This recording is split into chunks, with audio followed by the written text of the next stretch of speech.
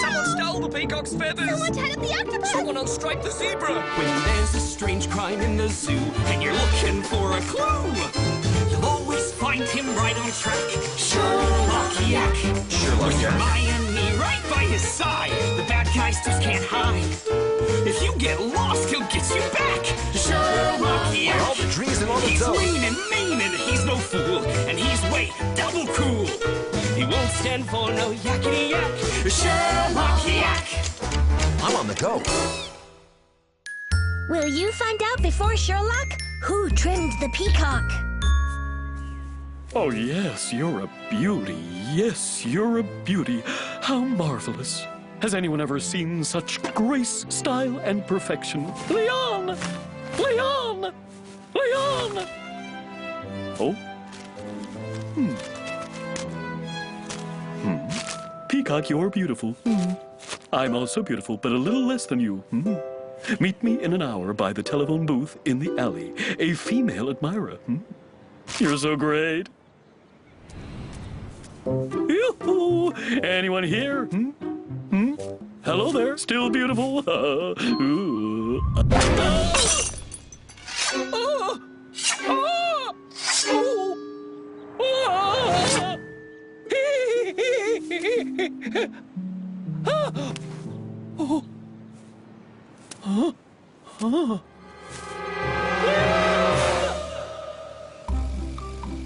Dear listeners, welcome to an afternoon's Cricket?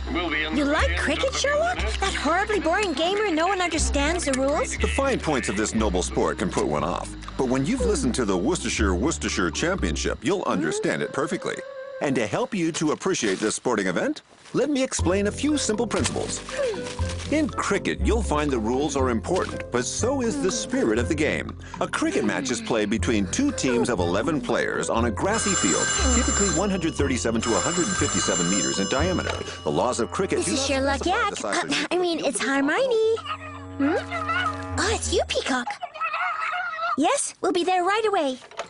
Your cricket game will have to wait, Sherlock. We have to lead an investigation. What? But it's a disaster!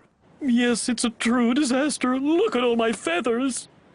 Oh, Leon! All right, I guess it'll grow back, right? We can wait until the end of the game. Oh, no, Sherlock. Investigating is our priority. We can't let this horrible crime go unpunished. You're right, Hermione. We must find the criminal as quickly as possible, so I can listen to the second part of the game. Fine, let's see how a mysterious female admirer told you to meet her near the telephone booth. Then the criminal, who weighed quite a bit, tackled you to the ground. He tied this pink nylon stocking over your eyes so you wouldn't recognize him. Then he clipped your feathers with a pair of scissors. Oh, Leon. Do you have enemies? No, only males could hate me out of jealousy. All my neighbors are females, and therefore they are all in love with me. Sorry to disappoint you, Peacock, but everything shows that, in fact, it was a female with a grudge that attacked you, and that she wears very bright red nail polish. Indeed, this nylon was torn and was repaired using some nail polish. Oh, come now, a female would never attack my feathers. I'm much too beautiful. In certain countries, females tear out their feathers when they hear my name. They're so crazy about me. I'm afraid that Peacock isn't very objective. We'll have to come up with a list of suspects ourselves. Starting with those female neighbors who are so in love. Good deduction, Hermione.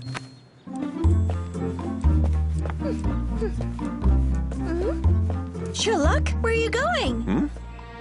Well, I thought I'd go by my house to take my small notebook and, And I think you want to go home to listen to your game of cricket. Yes, well, I confess. Come on, just the beginning of the game. I am shocked, Sherlock. You're putting pleasure before duty. Me? Not at all. I've never done that in my life. You must do the dishes and do it carefully.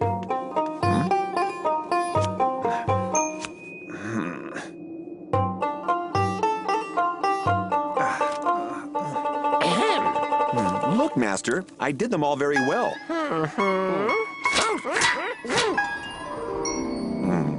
I'm a responsible yak, Hermione. Come on, let's go. Good morning, Skunk. We're doing a quick investigation about your neighbor, the Peacock. First important question. Do you have a radio? Huh? Sherlock! Yes. Tell me, you're pretty good at handling scissors, right? I like everything to be just right. Not a hair out of place. Well, about hairs out of place, can I ask you what you think of your neighbor?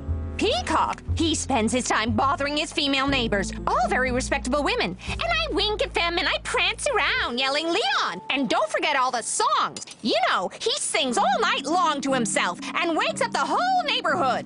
Interesting. So you could have wanted to snip off all the feathers of his tail with some scissors. But I'm a respectable lady, and respectable ladies do not commit crimes.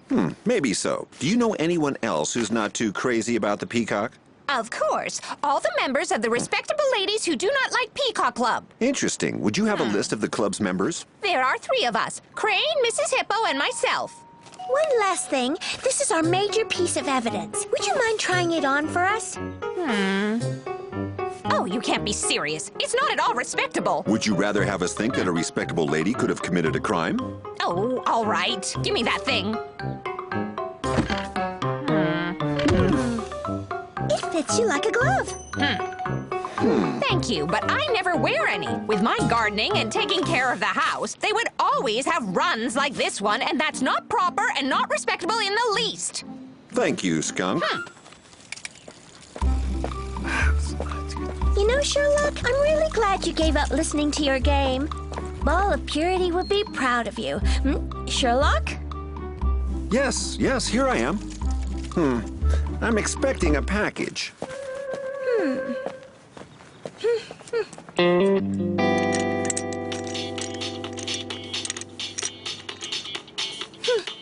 Good morning. Oh. I hadn't heard you come in. Hello, Crane. We have a few questions to ask you about Peacock. Peacock? Well, he's a good neighbor. He's very friendly. Really? But you belong to the respectable ladies who don't like Peacock Club. That's true. And you're also often on the cover of the zoo's gossip magazine. You are rivals of sorts. But that's not why I joined the respectable ladies who do not like Peacock Club. I did it because of Skunk. She said that otherwise it would hurt my reputation. I see. And could you please try on this nylon stocking? It fits you like a glove, as does your fingernail polish. Isn't that right, Sherlock? And Pass McQuaid is just bowled a perfect ball. Sherlock! That one. Yes, perfect. Thanks a lot, Crane. You really have some beautiful legs. You seem rather distracted since we came across Pink Flamingo, Sherlock. It's the way I always look, Hermione. The look of a detective who stays focused at all times. Huh? It's true. I am a member of the respectable ladies who do not like Peacock Club, and I'm proud of it. Did you see that, Sherlock? Red fingernail polish. And why did you join that club? Because I couldn't stand him anymore. At first, it was great to have him as a customer. It gave my salon a certain reputation. But always prancing, always making a spectacle of himself, it became a bother. And so, I'm the one who did it. I confess. You cut off Peacock's feathers? What? Oh, no, not at all. I drew some mustaches on the pictures of Peacock in the salon. But she's the only suspect who is heavy enough to tackle Peacock to the ground. What do you think? Just 4 more balls to win with only 2 balls. Sherlock, are you listening to me? Very close. You need a victory. All right. And could you please try this on? But of course. Oh, I'm so sorry. It must not be my size. And instantly drives it home. Yes!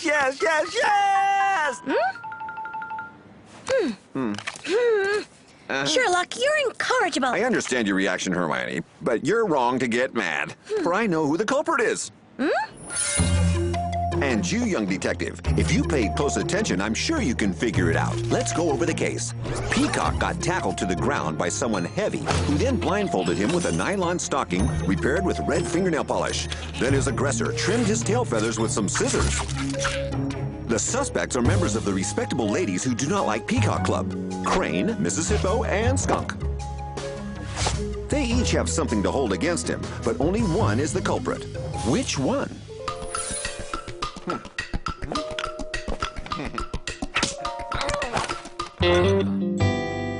Oh, come now. None of these ladies could have done it. They all absolutely adore me. Don't you believe it, Peacock? Listen to this. Skunk, as founder of the respectable ladies who do not like Peacock Club, you have the best motive. In addition, you're an expert with scissors. But could you have tackled the victim to the ground?